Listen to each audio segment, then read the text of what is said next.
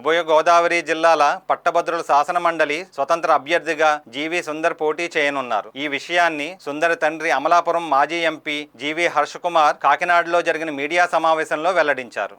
ఈ సందర్భంగా హర్షకుమార్ మాట్లాడుతూ అన్యాయాన్ని ప్రశ్నించడం తన నైజమని అన్నారు. తన రెండో కుమారుడు సుందర్ ను పట్టభద్రుల స్థానానికి పోటీలో నిలిపానని చెప్పారు. అభ్యర్థి జీవి సుందర్ మాట్లాడుతూ తాను సొంతంగా పట్టభద్రులకు ఉపయోగపడే మేనిఫెస్టోను తయారు చేసుకున్నానని, విద్య, ఉపాధి హామీలపై దృష్టి సారిస్తానని చెప్పారు. ఈ సమావేశంలో ఐఎన్టీయూసీ జిల్లా అధ్యక్షుడు తాళూరు రాజు, నాయకులు బొజ్జ ఐశ్వర్య, నేతలు హరిబాబు, కాశీ లక్ష్మణ్ స్వామి తదితరులు పాల్గొన్నారు.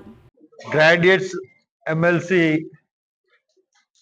ఉభయ గోదావరి జిల్లా గ్రాడ్యుయేట్స్ ఎమ్మెల్సీ నామినేషన్స్కి ప్రభుత్వం డేట్ ఇచ్చింది.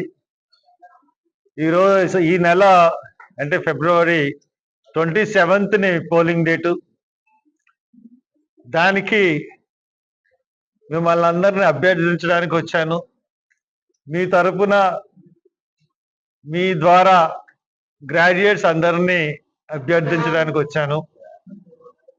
ఎందువల్లంటే మా అబ్బాయి జీవి సుందర్ ఈ గ్రాడ్యుయేట్స్ ఎమ్మెల్సీ కింద కంటెస్ట్ చేస్తా ఉన్నాడు.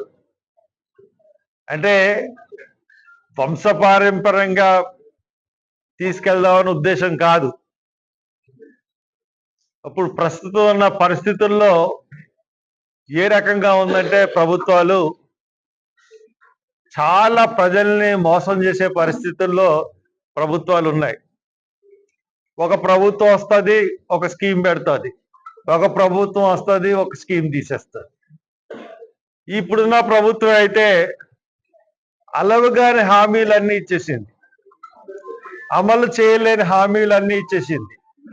పాత గవర్నమెంట్ తీసేసిన హామీలన్నీ కూడా మేము చేస్తామని చెప్పింది. 8 నెలలే అయింది. ఈ 8 నెలల్లో కూడా ఈ రోజుకి కూడా ఒక్క హామీ కూడా అమలు చేయలేదు. ఒక పెన్షన్స్ తప్పితే ఇంకేమీ కూడా అమలు చేయలేదు. దీన్ని ప్రశ్నించే గొంతుకులు ఏమైనా ఉన్నాయంటే రాష్ట్రంలో ఏ ప్రశ్నించే గొంతుగా కనబడట్లేదు. నేను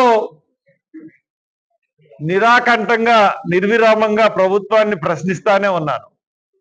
వాళ్ళ యొక్క ఫైట్ నా ఫైట్ గా తీసుకుని ప్రభుత్వ ఉద్యోగస్తుల సమస్యలు వాళ్ళ సంఘాల తరఫున కౌన్సిల్లో వినిపిస్తానని చెప్తున్నాను.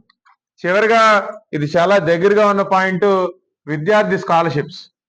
విద్యార్థి స్కాలర్షిప్కి సంబంధించి 2019లో చంద్రబాబు నాయుడు గారి ప్రభుత్వం దిగిపోతూ పసుపు కుంకుమకి ఆ డబ్బులన్నీ ఇచ్చి ఆయన దిగిపోయాడు. సంవత్సరన్నర పిల్లల స్కాలర్షిప్ డబ్బులు.